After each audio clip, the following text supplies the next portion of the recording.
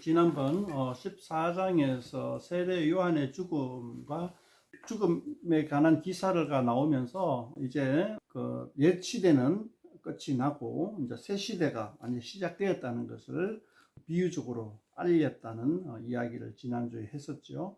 그리고 이제 세례 요한의 죽음 다음에 이제 우리가 잘 알고 있는 오병이의 기적을 통해서 예수님이 엘리야의 기적과 비슷한 그런 것을 통해서 이제 엘리야의 시대는 끝나고 그때의 사람들의 인식으로 엘리야가 끝나고 바로 메시아가 왔다 하는 것을 오병이의 기적을 통하여서 보여주었다. 새 시대가 열렸다 하는 것을 오병이의 기적을 통하여서 알려줬다.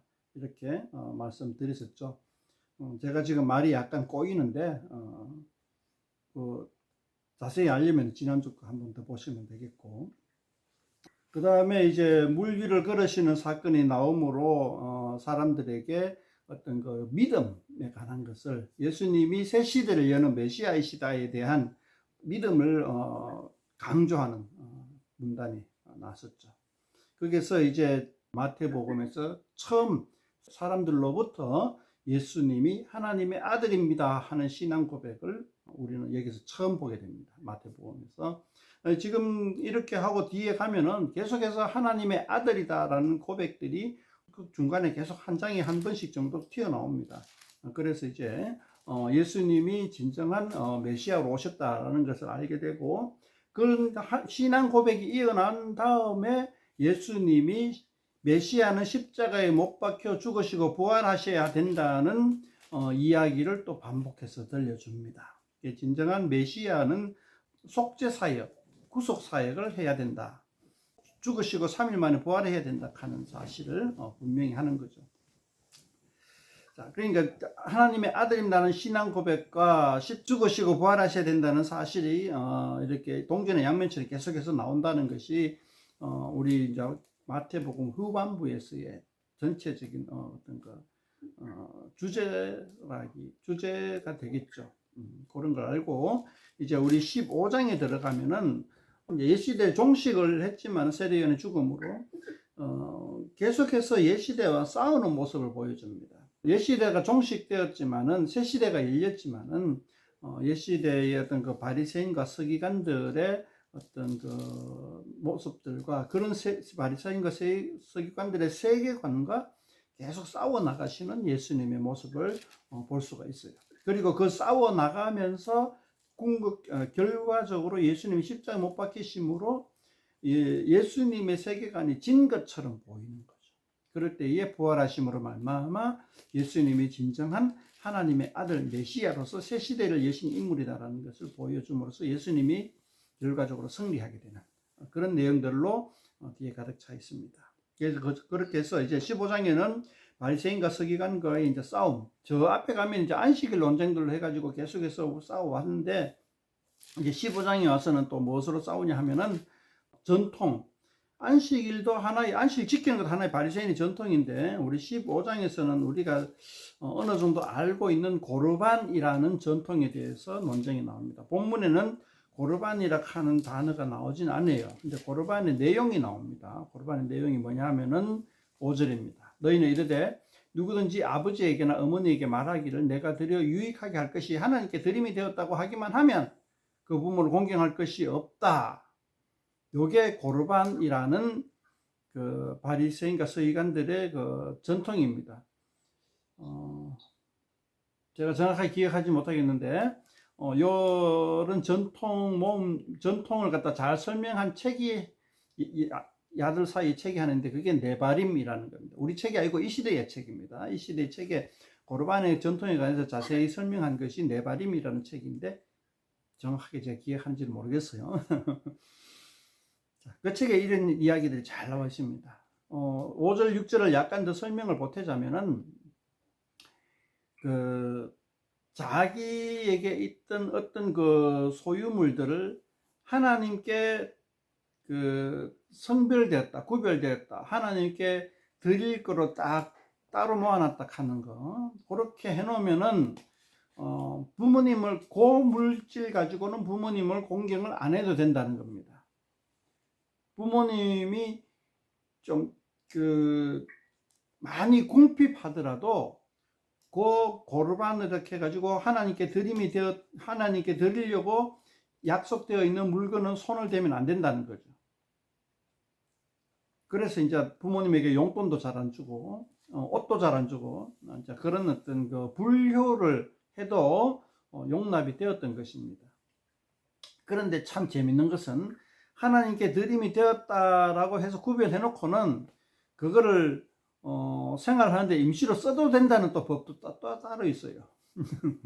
그러니까 이게 도저히 오늘 우리가 객관적으로 조망해 보면은 좀 앞뒤가 안 맞는 그런 것들인데, 당시에는 그게 그렇게 전통이 되어 있었는가 봐요. 글쎄 그 앞뒤가 안 맞는 네바림에 적혀 있는 고르반이라는 제도에 대해서 예수님이 신랄하게 그걸 예를 들어가 비판을 하는 거죠. 6절에 이렇게 비판합니다. 그 부모를 공경할 것이 없다 하여 너희의 전통으로 고르반으로 네바림으로 하나님의 말씀을 폐하는도다. 이렇게 하는 거예요. 그거를 옛날에 이사야도 예언을 했다. 8절에 보면 이 백성이 입술로는 나를 공경하되 마음은 내게서 멀도다. 이사야가 이렇게 지적을 했다는 거죠. 9절에 보면 사람의 계명으로 교훈을 삼아 가르치니 나를 헛되이 경배하는도다. 사람의 계명, 하나님의 계명이 아니고 하나님의 계명을 지키겠다고 만든 사람의 계명이 오히려 하나님의 계명을 가로막고 있다는 이야기죠.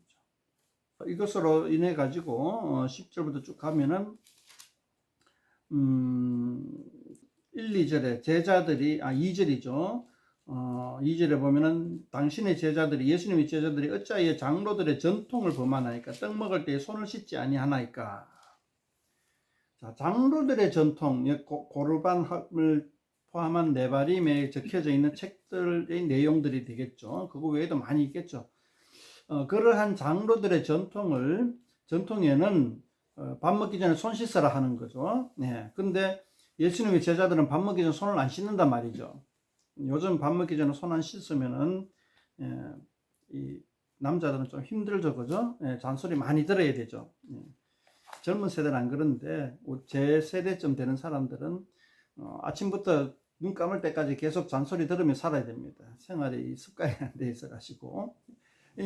예수님의 제자들도 바리새인과 서기관들로부터 잔소리를 들었다는 거죠. 그런데 그 잔소리하는 이유가 예수님이 이야기하는 거죠. 19절에서 마음에서 나오는 것은 악한 생각과 살인과 간음과 음란과 도둑질과 거짓 증언과 비방이다. 겉으로는 그럴싸하지만은 실제로 속에는 엄탕한 생각이 들어있다는 거죠. 그래서 이제 그 손을 씻는 전통을 지키는 것이 중요한 것이 아니라 그것으로 사람이 더러워지는 것이 아니다. 사람을 진정으로 더럽게 하는 것은 속에서 나오는 것이다.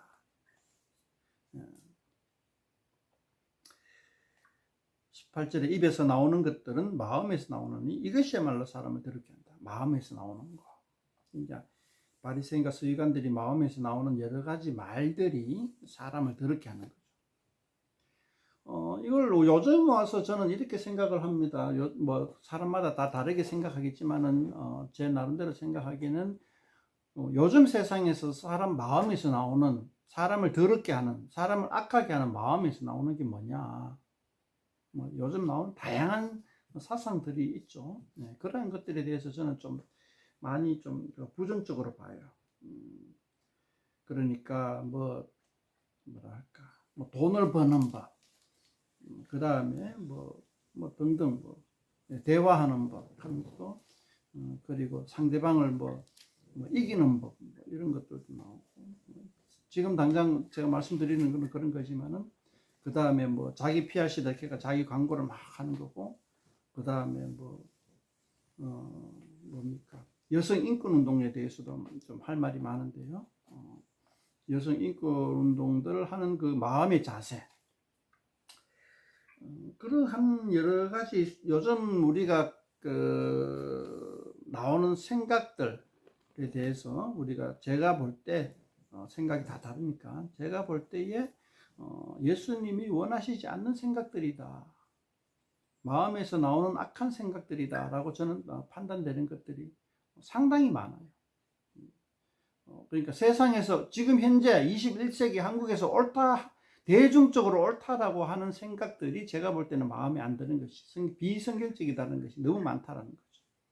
뭐 그런 것에 대해서는 나중에 논의의 장소에서 해야 되지, 제가 이 시간에 이야기할 건 아니라고 봅니다만은 대충 그렇다는 거죠.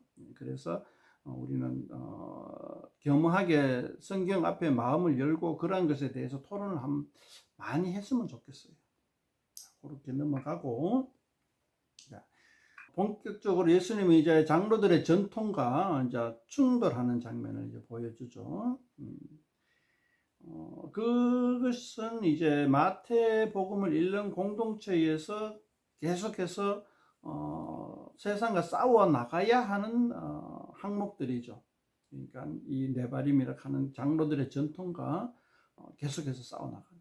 그런데 이 장로들의 전통이라고 할 만한 것이 AD 70년 예루살렘 그 성전 회파 사건이 일어나고 난 다음에는 그 전통들이 거의 다 무너져 버려요. 거의 다 와해돼 버려요. 거의 다 와해돼 버리고 새로운 전통이 70년 이후로 태어납니다. 그건 이제 성전이 없어졌기 때문에 이제 성전 중심이 아니라 성전 중심에서 벗어난 유대교가 AD 70년부터 새롭게 탄생을 합니다.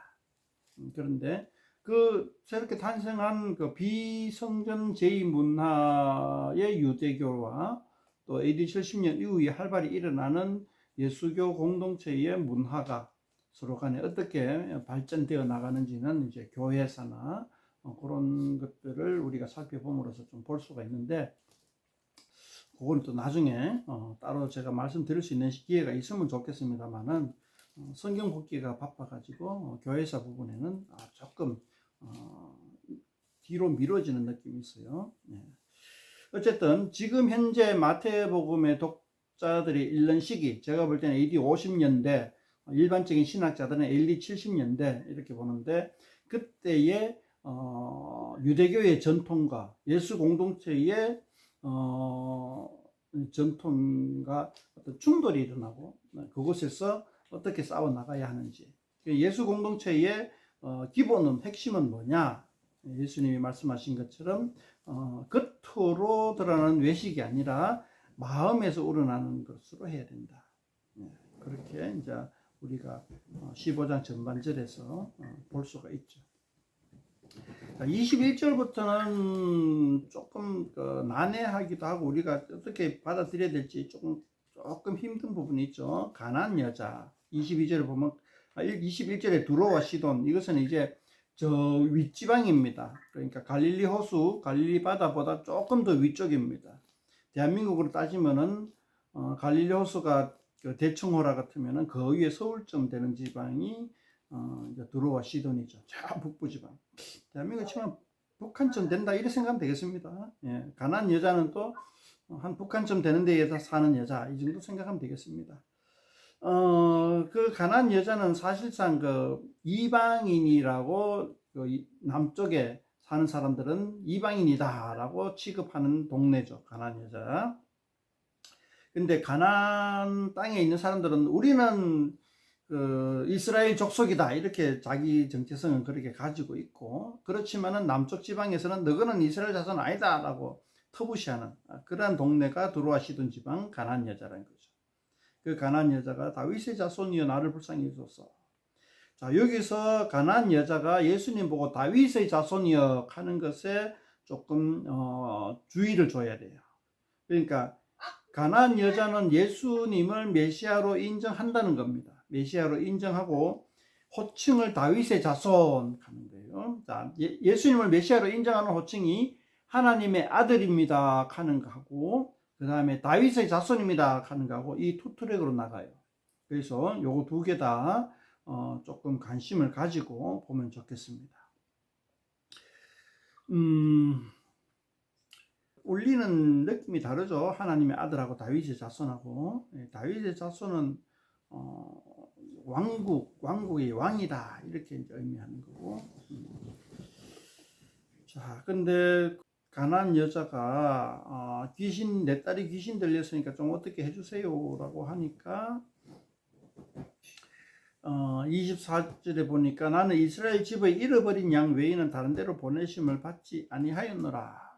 그런데 가난한 여자가 그 다음에 이제 그 32절부터 보면은 이제 7병의 기적으로 이제 4,000명을 먹인 사건. 그러니까 앞에 5병의 기적이 반복돼서 나오는. 어떻게 보면은 이 5병의 기적과 7병의 기적이 이제 그 양갈식으로 해가지고 전체를 묶는다고도 볼 수가 있어요. 구조를 그렇게 해가지고 비교해 볼 수도 있고, 또 뭐 그거 외에 또 다른 장면을 볼 수 있는데 반복이라는 개념으로 볼 수도 있습니다. 양갈식으로 볼 수도 있고 반복이라는 것들을 볼 수가 있는데, 이 양갈식이든 반복이든 요것을 이제 5병의 7병의 기적을 통하여서 우리가 두 가지를 한번 생각해 볼 수가 있어요. 첫 번째는 예수님을 신뢰하고 믿으면은 새 시대에서는 예수님이 의식주를 해결해 주신다. 즉 삶을 영위할 수 있도록 해 주신다. 그러니까 삶을 영위한다기보다는 예수님을 따르면은 삶이 유지가 된다. 유지가 되는데 우리는 뭐 여러 가지로 요 5병에 7병에는 유지가 된다라는 교훈만 있죠. 그런데 우리가 전체적으로 봐서 삶을 바르게 함으로써 유지가 된다. 이렇게 이제 우리는 전체적으로 볼 수가 있죠. 그러니까 이 말씀하고도 통하겠죠. 그러니까 새들도 잎이 시거든 하며 뭐 너희들일까 보냐 그렇게 하는 말씀과 일맥상통하죠. 그러니까 그 다음에 두 번째는 정반대. 그러니까 이거를 이 5병의 7병의 기적을 가지고 하나님이 우리의 삶을 책임져 주신다 하니까 그거를 1차원적으로 보는 위험이 있어요. 그건 이제 뒤에 가면 나와요. 뒤에 가면 나오니까 이걸 가지고 가장 단순하게 1차원적으로 바라보는 위험을 배제한다는 거죠. 그러니까 이 5병의 7병의 기적을 1차원적으로 보지 말고 고차원적으로 보라. 우리는 요 두 개 가지고 두 가지 측면을 다 생각해야 됩니다. 첫 번째는 하나님이 우리의 삶에 모든 것을 책임져 주신다. 두 번째, 이거를 1차원적으로는 생각하지 마라. 단순히 먹는 문제 해결하니까 우리가 예수님께로 온다. 이렇게만 생각하지 마라. 이 두 가지를 동시에 볼 수 있어야 돼요. 자, 근데 15장에서는 하나님이 우리의 삶을, 예수님이 우리의 삶을, 예수 공동체가 우리의 삶을 책임져 주신다라는 교훈으로 받아들이면 되겠습니다. 저 뒤에 가면 이제 일천적으로 보지 말라는 교훈이 또 나와요. 자, 이렇게 해서 이제 15장이 이제 나왔는데 여전히 문제는 있죠. 14장, 15장, 16장, 17장의 문제를 계속 품고 있어요. 도대체 이 문단, 14장에서 17장의 문단에서 과연 표현하고자 하는 것이 무엇일까? 라는 데 대해서 아직 신학자들이 똑부러지게 딱 대답을 못하고 있어요. 그만큼 이 문장이 그냥 뭐랄까나 왔다리 갔다리 한다고 볼 수가 있죠. 같이 한번 숙제하면서 한번 우리 같이 한번 풀어봅시다. 제 나름대로는 이제 가닥을 잡기를 새 시대를 열면서 옛시대 종식과 새 시대를 열면서의 어떤 뭐랄까 혼란기, 투쟁, 싸움 뭐 이러한 것들을 표현하고자 했는 것이 아닌가 이렇게 저는 바라보고 있어요. 이렇게밖에 저도 말씀을 지금은 드리기가 쉽지가 않네요. 이제 마지막 17장쯤 가면은 말이 정리가 될 수도 있겠네요. 그죠? 예. 자, 제가 오늘 15장을 통하여서 본 말씀은 한 요 정도입니다. 깔끔하게 정리되지 못하고 또 수려한 문장을 표현하지 못한 것 죄송하게 생각하고요. 혹시나 빠뜨린 거 있거나 또 하시고 싶은 말씀 또 이제 간결하게 잘 좋은 말이 있으신 분은 이야기해 주면 고맙겠습니다. 그러니까 이제 이야기가 나와서 이 말인데 우리가 이제 복습 예습하기가 쉽지가 않은데 이왕 하는 바에는 저는 이렇게 해요. 오늘 마태복음 15장을 보잖아요. 그러면 이 마태복음 15장을 중심으로 앞뒤로 한 서너 장까지 쭉 한번 살펴봐요. 그 앞뒤로 서너 장을 살펴보면서 그 가운데 15장이 어떤 역할을 하는가 이제 그렇게 한번 살펴보는 거죠. 사실 우리가 이 성경을 보는 게 굉장히 힘이 든 게 일단 마태복음을 위주로 생각해 보자면은 오늘날의 그 글 쓰는 풍토하고 옛날 이제 AD 1세기 때 글 쓰는 풍토하고는 완전히 달라요. AD 1세기에는 글 쓰는 게 굉장히 힘들었어요. 요즘도 우리가 한 50년 전만 하더라도 글을 쓰려면 원고지에 썼어야 됐잖아요. 저도 요즘 글 쓰면서 원고지 하는 것들에 대한 개념을 떠올려 보는데 원고지에 글 쓰기가 얼마나 힘들어요. 요즘 글 쓰기에 비하면은. 근데 AD 1세기에는 그보다 더 힘들었단 말이죠. 글쓰기가. 그래서 글쓰기의 풍토 중에 어떤 풍토가 있냐 하면 굉장히 압축적으로 써요. 그러니까 시를 쓰듯이 써요. 필요 없는 단어는 다 빼버려요. 그리고 꼭 필요한 단어만 집어넣어요. 그렇기 때문에 우리가 읽을 때에 그 행간을 다 일일이 다 추적하면서 읽어야 돼요. 그게 쉽지가 않다는 거예요. 설명을 안 해줘요. 저자가 설명도 안 해주고 뭐 오해할 여지 이런 것들도 전혀 고려하지 않아요. 오로지 자기의 하고 싶은 말만 엑기스만 딱 뽑아서 그냥 뚝 던져놔요. 그렇기 때문에 나머지는 행간, 뒷이야기, 느낌, 설명 이런 것들은 다 독자 몫이에요. 이 시대에 글 쓰는 것들은. 뭐 이제 우리 중국에서도 마찬가지죠. 중국 글 같은 거 읽어보면 한자로 사람의 뜻을 다 헤아리지 못하잖아요. 우리나라 말하고 달라가지고 한자는 뜻글자이기 때문에. 그래서 한자로 된 책을 읽으면은 해석이 다 달라요. 읽는 사람마다. 그런 것처럼 우리 성경책도 마찬가지예요. 이 뒷이야기들을 다 끄집어내려고 하니까 너무나 쉽지 않은 이야기죠. 그래서 이거는 우리가 한자 책을 읽듯이 몇 번 곱씹어 읽고 또 앞뒤 끼워 맞춰 보고 해야 내용들이 우리 눈에 쏙 들어오기 시작한단 말이죠. 그걸 염두에 두고 우리가 성경을 좀 읽으면 좋겠다.